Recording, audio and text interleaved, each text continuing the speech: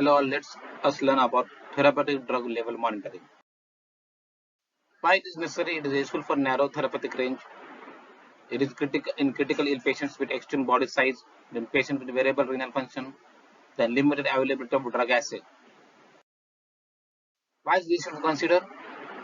Advantages of therapeutic drug monitoring is it is an important practice to reduce the risk of significant toxicity and adverse events. It maximizes the pharmacokinetic and pharmacodynamic parameters to improve successful treatment of infection. It improves the use of lab resources. However, the disadvantage is that it requires training to ensure adequate understanding of the antimicrobials, pharmacodynamics, pharmacokinetics, the interpretation levels, the patient monitoring, and standardized pharmacy practice. Some institutions may encounter barriers to timely results. For example, a test not performed on site, and interpretation of levels, lack of knowledge or experience in others. The initial phase of severe sepsis or septic shock. There is an endothelial damage and increased capillary leak. There is extravascular fluid shift. Then there is a value, then the volume of distribution increases. There is increased cardiac output, resuscitation fluid, and use of vasopresses, increased renal perfusion. Hence, there is an increased creatinine clearance, increased vascular permeability, and transcapillary loss of albumin, severe hypoalbuminemia.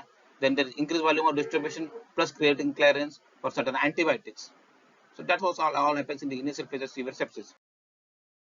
What is the PKPD consideration for different antibiotics then? General pharmacokinetics for let us see for the hydrophilic antibiotics. Then it has a low volume of distribution, predominantly renal clearance, low intracellular penetration. Altered ICU pharmacokinetics includes increased volume of distribution, renal clearance higher or lower depending upon the renal function. And the antibiotics are indicated are beta-lactam antibiotics, aminoglycosides, glycopeptides, linezolid, and colistin. While for lipophilic antibiotics, again there is a high volume distribution, predominant hepatic clearance, good intracellular penetration. In altered ICU, the pharmacokinetics, the volume of distribution remains unchanged. Renal clearance is higher or lower depending on the hepatic function now. And the antibiotics indicated are fluoroquinolones, macrolides, lincomides, and tigecycline. So let us understand the curve for the time dependent antibiotics and the constant dependent antibiotics. We have time dependent antibiotics wherein more of the time the antibiotics is about the MICs, the more efficacy the antibiotic is. This is for the beta-lactam antibiotics. Then for the constant dependent antibiotics like aminoglycosides, the higher the peak dosing, wherein the once daily dosing required, the peak there is a peak of concentration. It is a concentration dependent antibiotics, so the higher the efficacy. Then we have AUC by MIC dependent antibiotics like fluoroquinolones and glycopeptides.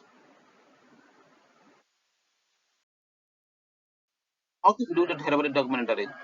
It should be goal oriented. There should be model based dosing. The therapeutic goal should be defined. Start with an optimal dosing scheme based on a population PK model and a patient data. Draw blood samples at one or more optimal chosen moments. Feed the data to the pharmacokinetic software, calculate the new dose, and look at the response of the patient. So this is how the algorithm looks like. It is the sweet spot. Now, efficacy versus toxicity. So the antibiotic dosing and duration and frequency needs to be adjusted in such a way that the balance is the hepatic toxicity, renal toxicity, and with the maximum efficacy. You see from this graph, initial volume concentration is 1 milligram per ml, and then initial volume concentration is to 2, and for the 3 milligram per liter. Accordingly, you can relate it to the differences in the CRP concentrations. So this is a very interesting article. You can refer to this for how to, for the tricks of how to do the therapeutic drug monitoring. And the article is antimicrobial therapeutic drug monitoring in critically ill patients. It's published in Intensive Care Medicine Journal in the year 2020.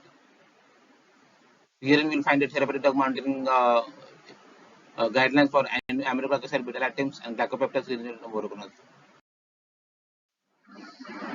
We'll share a few insights from this article.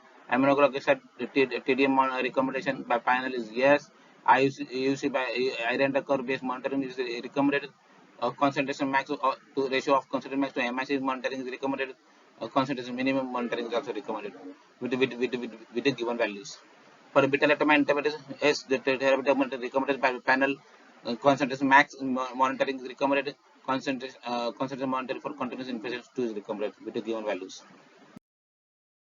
Similarly, there are guidelines for voriconazole, ticoplanin, vancomycin, linezolid, and voriconazole. To summarize, the clinical utilization of this information is challenging. The MIC and the pharmacological concentration is required. A linear relationship with clinical outcomes and these parameters may be difficult to establish, but they lay down the best practice principles. Interpretation of susceptibility, selection of antibiotics based on MIC, and dynamic to personal dosing regimens are evolved based on TDM. We need to be clear on which are the clinical scenario and which are the drug combinations where MIC and TDM are required. That's all. Thank you.